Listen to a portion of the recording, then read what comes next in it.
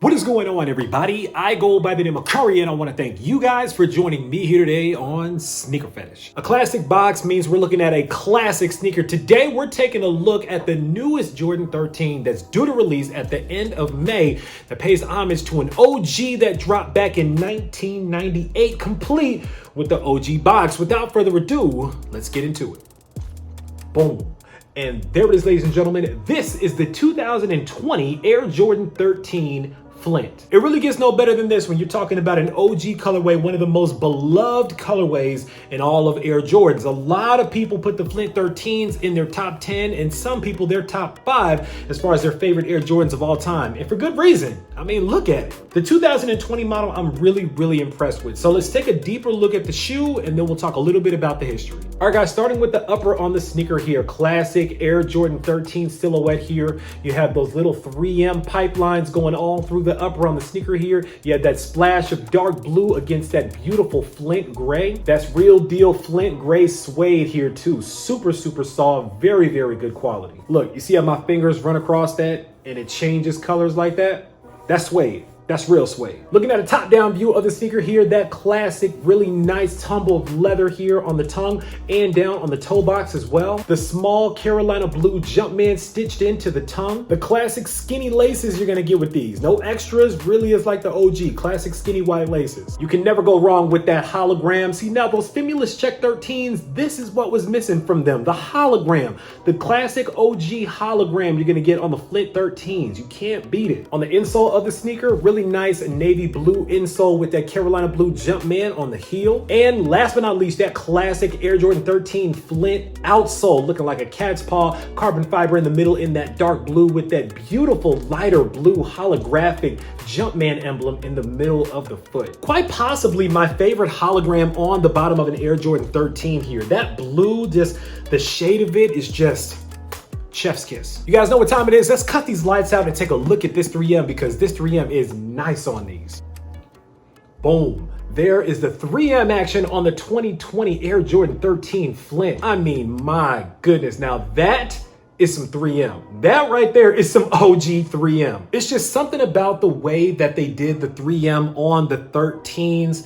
I don't know what it is. It's something about these quarter panels here and just the way that they laid in all of this 3M detail. I'll tell you guys, it may seem like a lot of 3M, but to me, it's just the right amount. I don't know. Maybe I've just gotten so used to seeing it on the Air Jordan 13 like this at this point. But honestly, you just really can't go wrong with it, you guys. I mean, you guys can sound off in the comments below and let me know if you guys think that the Air Jordan 13 has a little too much 3M on it.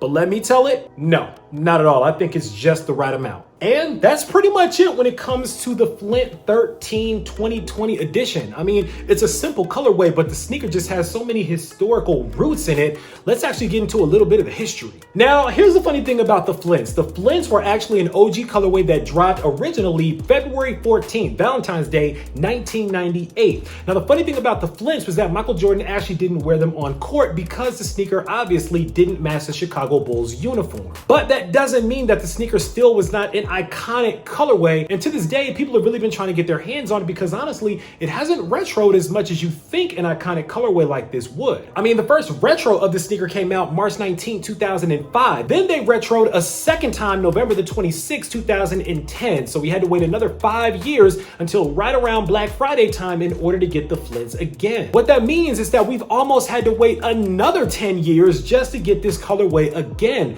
So it's been a long time since we've seen the Flints come, and I know a lot of people wore the crap out of their Flints and they beat them all the way down. So the ability to get a brand new pair of Flints, everybody's gonna be all over these. I don't blame them. Now, the Flints had a really interesting shock drop that I think was one of the best shock drops that Nike has ever done. The reason is because they were slick with it and changed up how they did shock drops at the very last minute. If you guys watch what I think is one of the best documentaries, certainly one of the best sports documentaries of all time, The Last Dance, the final episodes before they came on, episodes 9 and 10, about 5 minutes before they came on, Nike shock dropped these, the Air Jordan 13 Flint 2020 edition. edition. Now, a lot of people were talking about the shock drop. The news had gone through a lot of little cook groups, a lot of websites, a lot of little Twitter accounts. So people were ready for it. And like I tell you guys, Nike is watching what's going on social media, just like the rest of you guys are. With that said, I think a lot of people at Nike knew that the bots and everybody were locked and loaded on the sneakers app in order to try to grab these up. So at the very last second, Nike did not shock drop these on the sneakers app at all. They dropped them directly on the Nike.com website, and you had to actually use your computer or actually get on the desktop link for Nike.com to get yourself a pair. It threw everybody off. Luckily, I was fast enough to still be able to secure my size in them. I also thought that it was really dope that they dropped right before the documentary started so that they could get that out of the way and people could sit back and relax and enjoy the entire documentary for the last 2 episodes.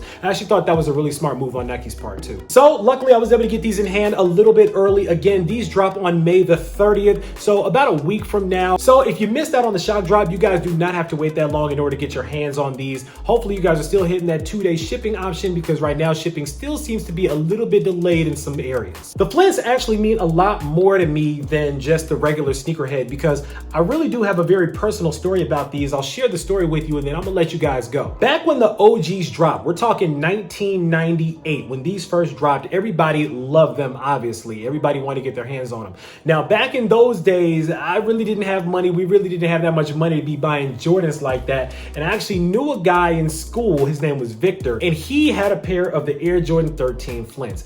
Now, Victor beat these things down. I mean, he beat them all the way down until they were literally looking like grass cutting shoes. Not only that, but Victor wore 2 sizes that were too big for me, but I always had my eye on Victor because he always was the one that had the fly shoes. He had the new shoes. You guys remember back in the day when there was always that person, they always had the new Jordans on, the freshest clothes on, the freshest stuff on. That was Victor back in the day. So Victor had beat down his Jordan 13 Flints and he actually threw them away in the garbage. I don't even think he asked anybody if he wanted them anymore. He literally just threw them away. He got a new pair of sneakers one day and threw those shoes away in the garbage can. Well, I didn't have a whole lot of money at the time, but I really wanted a pair of Air Jordans. So I went into the garbage can and I actually got the beat down pair of Air Jordan 13 Flints. I fished them out of the garbage can and I wore them. They were 2 sizes too big for me, but the amazing thing about it was that I finally had a pair of Air Jordans on my feet. That was actually the first pair of Air Jordans I had actually put on before. And even though those shoes were still beat down,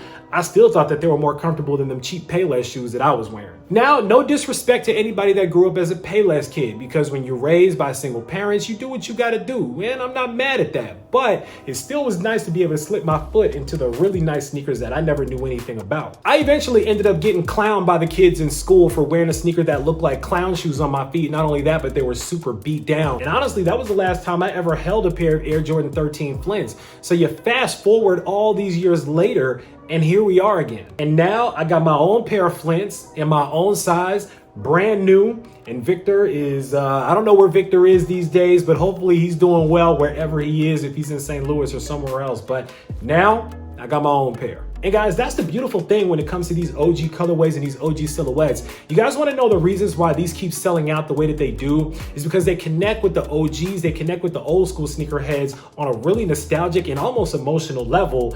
These mean a lot to me, just like my grails that I got, my Air Jordan 14 mids, the white and Carolina blue, those that we actually had to keep on layaway and we weren't able to get them out of the store.